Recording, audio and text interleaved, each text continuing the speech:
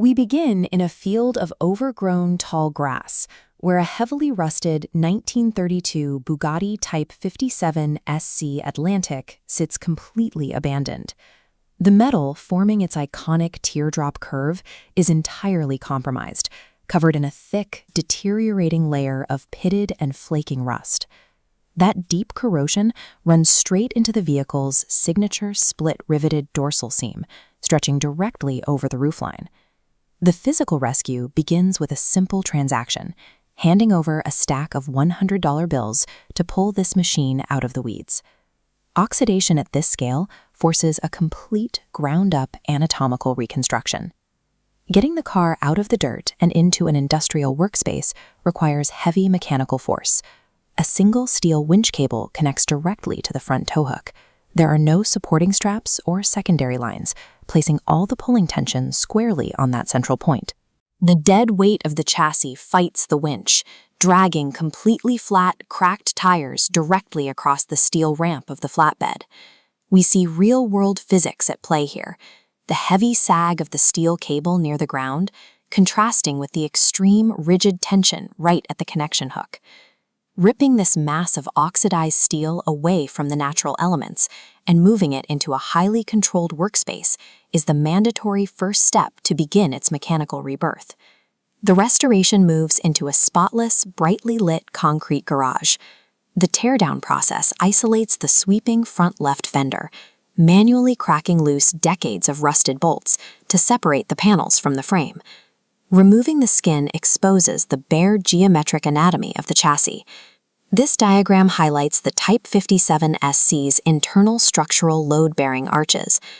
Decades of severe moisture exposure have eaten through these exact points, causing the foundational geometry to weaken and collapse. To rebuild strength along the teardrop panels, a welding torch applies extreme heat directly to the pitted steel, melting new material into the deteriorated gaps. Fusing this compromised skeleton back together demands precise temperatures to forge the fragmented metal into a single, unified foundation. Moving from the outer skeleton to the interior, the perspective shifts into a stripped and heavily dusted cabin.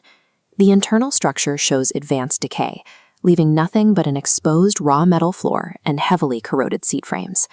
The vehicle's electrical nervous system is entirely exposed, with crumbling, dry-rotted insulation flaking off the wires hanging loosely near the firewall. A socket wrench is brought in to systematically tighten the mounting bolts, deep under the steering column, anchoring the primary control mechanisms back into place. Piecing these delicate internal systems back together bridges the gap between the raw structural frame and the physical inputs required for human control. The environment transitions from the raw open workshop into the completely sealed, heavily filtered environment of a bright paint booth.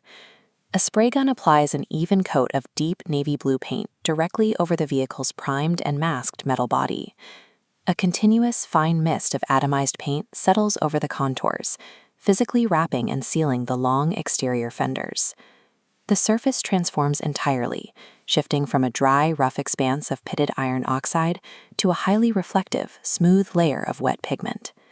Applying this flawless exterior skin is the final functional requirement, creating a protective barrier that seals and clearly defines the newly restored anatomy. Placed under bright studio lighting, the absolute precision of the front assembly is clearly visible. The polished chrome horseshoe grille and perfectly clear round headlight glass confirm the success of the reconstruction. Brought outside into the natural sunset, the vehicle's teardrop silhouette emerges intact. The light sharply reflects off the flawless split dorsal seam running down the center of the deep blue bodywork.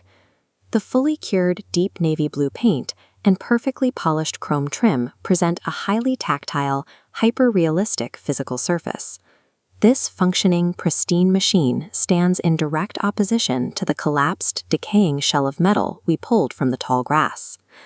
This level of physical resurrection depends on uncompromising, sequential attention to every layer of the mechanical anatomy.